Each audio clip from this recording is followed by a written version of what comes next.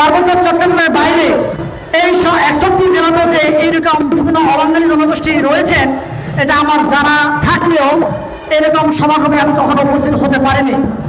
আমি আজকে এই বক্তব্যের মাধ্যমে ছোট একটা কথা বলতে চাই। আমাদের এই বাংলাদেশের সকল জাতিকে বাংলাদেশি চেতনায়, বাংলাদেশি পরিচয়ে যিনি দিয়েছেন তিনি হচ্ছেন আমাদের সেই স্বাধীনতার ঘোষক জিয়াউর রহমান।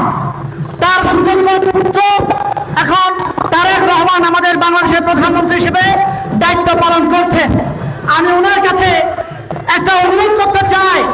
আমার রাঙ্গামাটি, খাগড়াছড়ি, বান্দরবান জেলা নিয়ে একটা মন্ত্রণালয় আছে, পার্বত্য মন্ত্রণালয়, আপনারা সকলে জানেন।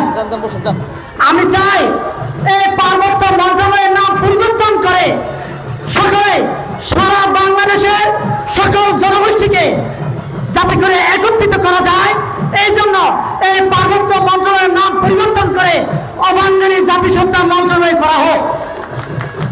কারণ এই পার্বত্য মন্ত্রণালয়ের মাধ্যমে রাঙ্গামাটি, খাগড়াছড়ি, বান্দরবান জেলাকে রিপ্রেজেন্ট করছে। বাকি 61টি জেলায় যে অবাঙালি জনগোষ্ঠী রয়েছে, এই অবাঙালি জনগোষ্ঠীকে রিপ্রেজেন্ট করছে না।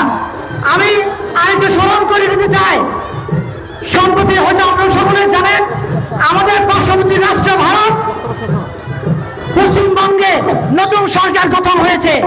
এই নতুন সরকার গঠনের পরে আমাদের সংখ্যা লঘু মাইনরিটি নিয়ে নতুন একটা খেলা খেলার চেষ্টা করছেন।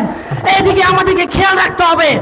বাঙালি, অবাঙালি, হিন্দু, মুসলিম দাঙ্গা তৈরি করার জন্য বারে বারে ওনারা আমাদের মাঝে একটা পায়তারা চেষ্টা করছে। আমরা এই বাংলাদেশকে ধারণ করতে হবে।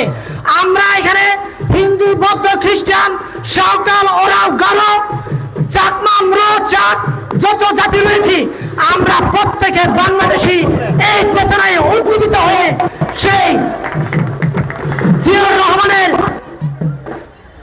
দিয়ে যাওয়া বাংলাদেশি পরিচয়ে আমরা যদি সকলে একত্রিত হতে পারি, তাহলে আমাদেরকে কেউ ষড়যন্ত্র করে আমাদেরকে রুখে দিতে পারবে না। আমার এই সংক্ষিপ্ত বক্তব্য এখানে শেষ করতে সকলকে ধন্যবাদ।